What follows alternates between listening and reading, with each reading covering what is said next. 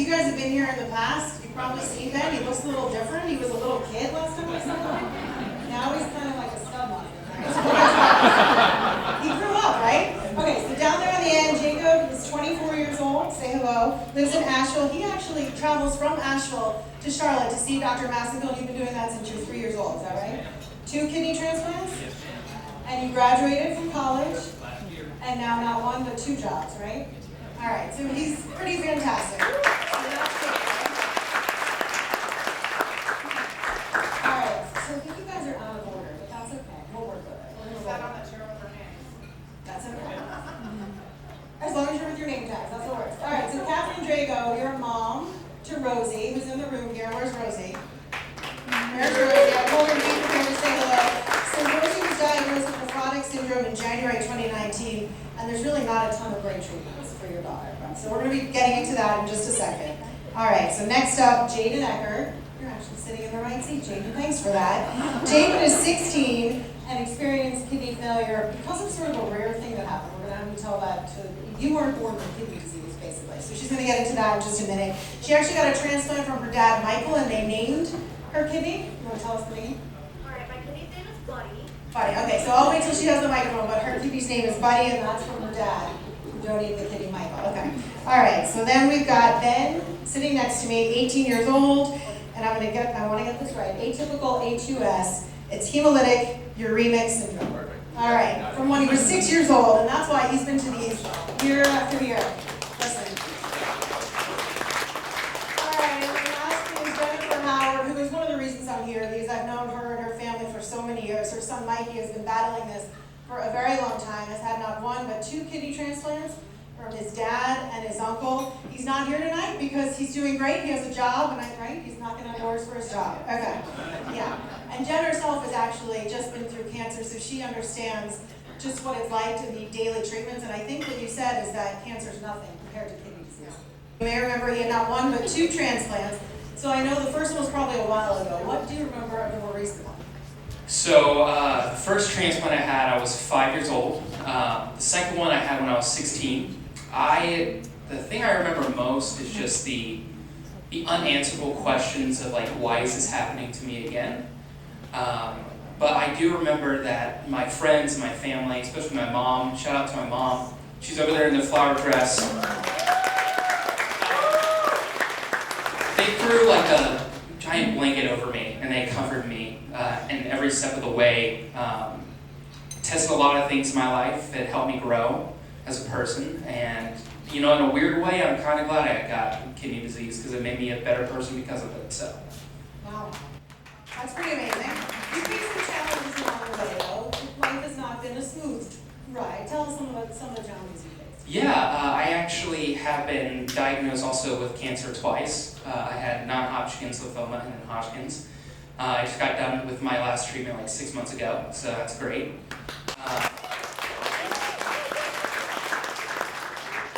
Growing up with kidney disease, there's like a weird kind of aspect of like body dysmorphia where you kind of like look at yourself in the mirror, especially when you're a teenager and you can't help but like compare yourself to everybody else. You know what I'm saying? Yeah, Ben's saying, oh yeah. Yeah, and it's just, it's one of those things that no one can simply put like this is the exact answer why this happened to you. So it's a lot of like in a day, in and out, kind of just a lot of mental attacks that come upon you by yourself, which is a real bummer. But yeah, that's kind of the things I faced growing up. Yeah. So how do you think it shaped who you are? Because you're still incredibly successful, going day to day, despite 2 kidney transplants, 2 cancer diagnoses. How does it shape who you are? Well, I think when you've been diagnosed or you're caring for someone who has been diagnosed, there's an aspect of grit that comes with you, and it really builds this kind of unearned strength. Well, obviously you earn it yourself, but you have this, as well as like strength and this grit. We also have like a great perspective on life, where it's like, yes, this stinks, but you know, it could be a lot worse. And you seem to laugh at the little things where people would be kind of like, should we be laughing at this? And then you're like, it's the only way to get through life, you know, laughing at it. So that's the way that it's been it shaped me as a person. It's made me, I feel, a lot more empathetic with people, especially. I've had many times where friends have come to me when they know friends or family members who are going through something. They just generally want to know what's it like, the best way to support them. And it's been great. That's the best way to describe it. It's a pretty amazing attitude for a 24-year-old. Now let's give him a round of applause. All right, let's pass the microphone to Catherine Drago, whose daughter is Rosie, of course, who we met at the beginning of this. And she's got a rare form that there's really no way of treating it right now. How difficult is that for you as a mom? So there's the day-to-days, there's the struggle over taking her medicines. She can smile to that because she knows. There's the monthly labs, there's the diet restrictions, there's that kind of struggle. I think the biggest struggle for me as a mom is the unknowns. It's the every 3 months, what are those lab results going to be? What are the side effects of the medication she's taking? Unfortunately, the medications that she takes are not designed to treat the disease that she has. They're designed to treat other conditions, or the medication she currently takes is designed for post-transplant, for anti-rejection medications. So there's the unknowns of what that carries, the unknowns of what her future is. I think that's the hardest part, just the question marks of what kidney disease means for her at her young age and how it's going to affect her the rest of her life. That's a lot. So what's your hope for Rosie? So I had this big thing written about, and I will get to that, but I'm just sitting here listening to you, and I'm realizing that there is so much hope that I hope she sees tonight. Like from you, like everyone on this panel, like you've had 2 transplants, you've had a transplant, I hope you see the hope, Rosie, like these kids have gone through things. So, yeah, I couldn't stop and not say anything, like that is hope right there. My hope for Rosie is that she sees kids like you that have been through this. And I think that the program that Dr. Massengill and Jen and her research and the Pediatric Nephrology Center and all of the research that they're doing can bring a treatment for Rosie that will be specific for her disease. They can find, whether it's the root of what causes her disease or an effective way to treatment or something that can just let her move forward and live her life like a normal kid, like a normal adult. I just see the hard work that they do, and they, day in and day out, they work hard for our kids like they were their own. And I'm so grateful for that. And I think everybody in this room can attest to the fact that you are what gives us the most hope going forward for our children. And I'm so grateful for that.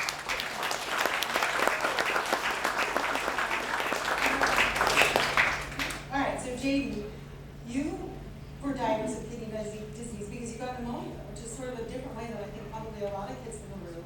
So tell us sort of a little bit about your journey. So I was really young when it happened, so I don't necessarily remember a lot of things, which in a way I'm thankful for because I wouldn't want to.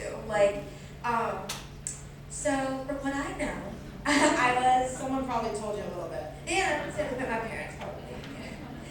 But yeah, when I was very young, I got pneumococcal pneumonia and I went into septic shock and all of my organs shut down and everything came back except my kidneys. And so that's when my dad over there gave me his kidney. That is my fault. That's my dad. And we named him Buddy. I don't really know the story on that. All I know is that his name's Buddy. You named him what? Okay, well, obviously you were probably 3 years old at the time, or maybe that's why. Right, I was like, okay, okay. So how have you managed all this time? Because you're how old now? I'm 16. 16. So that's a long time ago. How have you managed the illness? So I've had it really lucky. And I almost I don't know, because I always feel selfish in a way, because I'm like, oh, well, I have it so easy. There's so many people that have it worse. Why does it matter? But I feel through the years I've learned that it doesn't really matter. And that's, yeah, I'm very lucky. So you all have these amazingly upbeat, positive attitudes, but there's some struggles. How's it impacted you sort of physically on a day-to-day basis? So I take my medicines every morning and every night. Other than that though, like I wouldn't say there's much. Okay, so let me ask a really personal question. You can tell us you don't want to talk about it. What about mentally? How difficult is it? So mentally, it definitely is a struggle sometimes. I definitely worry about the fact of having to get a new transplant. I'm getting emotional. I have a I bad. think we all are. It's okay.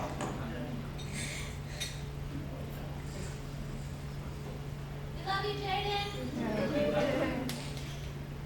So when you, is it that you're thinking about your dad giving you the kidney, the fact that you might need another kidney? Is it scary? Yeah, it's not just really scary. I would just say that I have like a big attachment to my dad. It's not going to go away. And I just feel like when I like get a new kidney, it's like it's not gonna be my dad's anymore. And I don't know why, like I care that much about it, but like I just do. Like that's just what I'm used to. So You're used to buddy. yeah, it sounds so silly, but like I just always am like, well, I'm not gonna be my dad's kidney anymore. Like I just always like felt closer to him because of that. So yeah. I think we all just want to give you a big hug right now and let you know I think your dad's always going to be a part of it. Yeah. Can we give you Yes, that's Michael.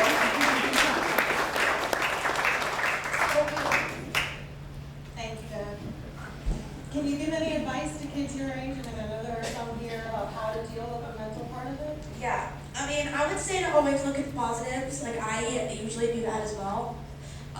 Like You've even been very positive. It's okay to have yeah, when I'm upset or anxious about it, I just always try to think of the fact of how lucky I am to still be here and like how fortunate I am. I guess my advice for like little kids like Rosie would just be like to just keep your head up and like it doesn't like define you as a person. Like just because like you aren't the same as other people, like it doesn't mean that you aren't worthy of the same things. So yeah. I think that's great advice for all of us, really. That's fantastic. Jaden, thank you so much. Yeah, thank you.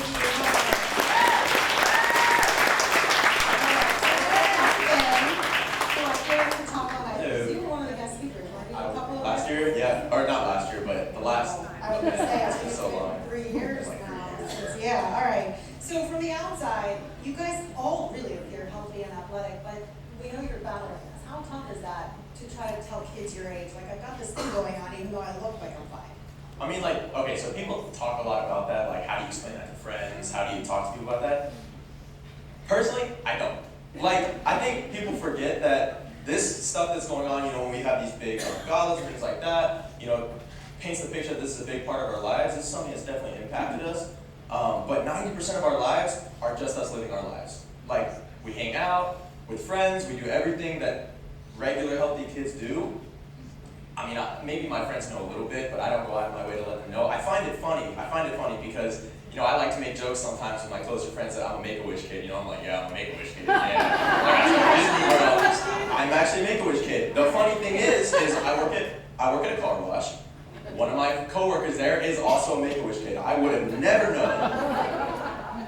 If you hadn't told me, you would have never known. So it's really just us living regular lives and having that little bit of like difference between normal, regular, healthy kids. See, another really amazing attitude. So what advice would you give to Rosie and some of the other younger kids as they're sort of going through this and sort of coming to grips with it?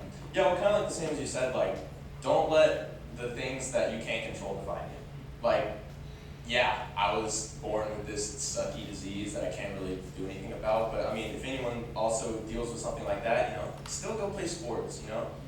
Eat what you want. I mean, maybe, you know, if you can't eat something healthy, Dr. Massey, go. stop listening. You want to be a doctor, go be a doctor. You want to go be a professional athlete, go do it. Do whatever your heart desires. Don't let some stupid thing you can't control, you know, define what you do for the rest of your entire life. All right, Ben, thank you very much. Jennifer Howard, who I know is going to have us all crying. So just as a reminder, her son Mikey is not here because he's doing so well. He's out working. He had 2 kidney transplants from his dad and from his uncle, and then Jen herself is just recently battling cancer. So you've got so much that you can talk about from a mom's perspective. What was it like for your family going through both kidney transplants? Well, the thing that's resonating with me is I wish Mikey would appreciate his transplant from his dad as much as you do yours, but I digress. I would say, Mike donated his kidney to Mikey when he was about 5 years old. About when you were saying yours, I'm like, that's about the same kind of progression we had, and then he had a second one from my brother when he was 15. I think one of the hardest things for me to digest as a mother was that I was not a match. I was like, what are you talking about? Are you serious? How could I not be a match? We had the same blood type, and then when they did the HLA antigen cross-typing, it just wasn't me, and I was shocked. And fortunately, I'm the oldest of 5 kids from a Catholic family, and everybody was like, hands up, we got this. My brother volunteered, and there's still plenty of kidneys to go around. God love them. But my brother, and my husband, I think they're just heroes for saving our son's life. And I would like to take a moment. Who in the room is a kidney donor? I know we have several, besides your father, Mike. Could you stand up, please, and we could just, and I know Doreen has donated a kidney to her daughter. I don't want to add everyone if they don't want to be outed for being a kidney donor, but I think it's a beautiful gift, and we, all appreciate that. And if anyone wants to consider donating an organ, my husband would be happy to talk to you, because we'll need more down the road, that's for sure, and other kids do too. So I will say dialysis is tough. It consumes your entire life. It takes all your time and energy, and it's taxing on the entire family.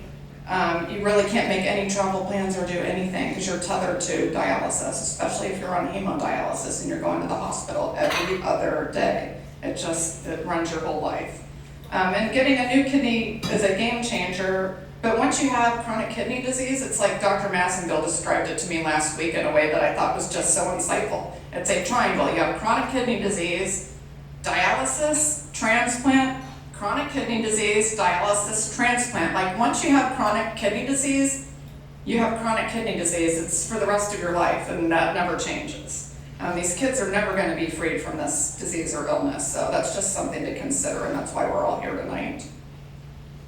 And That's a lot, yeah. I thought it was interesting because you just went through cancer and you described that as a walk in the park compared to what your son deals with. yeah, for sure.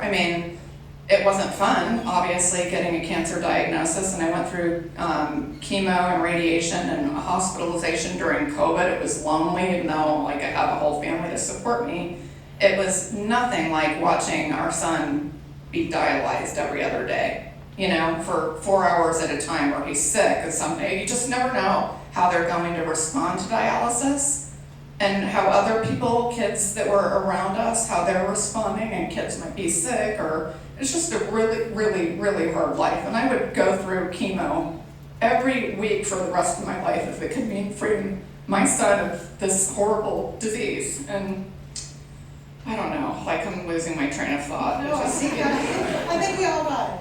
Yeah, it's just a matter of time, before the cycle repeats and repeats and repeats. And Mikey had 8 years with Mike's kidney, and he'll be 8 years February 4th with my brother's, and he's doing very well. But a lot of people don't understand that kidneys they don't last a lifetime, especially for peds. You're getting transplant after transplant after transplant, and sooner or later you run out of kidneys, and you're just hoping that you don't have to go through that dreaded dialysis again. It's just a really, really tough life, as I'm sure you all who've been through it can attest to. But I do want to tell everyone how Mikey's doing now. He's great. So, I feel like I'm cured of cancer.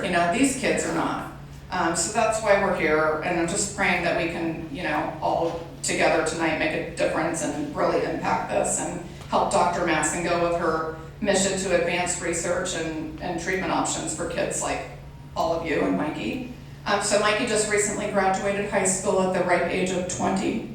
Got held back a couple times, for hospitalizations and just all of that. But he is off to work. He's working tonight. He's doing door-to-door sales for AT&T with fiber optic cable or something. But he's found his purpose. He loves it, and he's just the eternal optimist, where if somebody shuts a door in his face, he just lets it roll right off his back until the next one opens. So, I'm just grateful that he's found his purpose and that he's really happy and going strong. So I think for me, that's the big takeaway from everyone up here is that you all have this incredible optimism despite everything that you faced. You all have hope despite maybe not having the exact right treatment right now. So if we can all sort of take that from tonight and then give some money so that they have even more hope leaving tonight. So let's thank everybody, Jacob, Jen, Jaden, Catherine, and Ben. Thank you so much for sharing your story.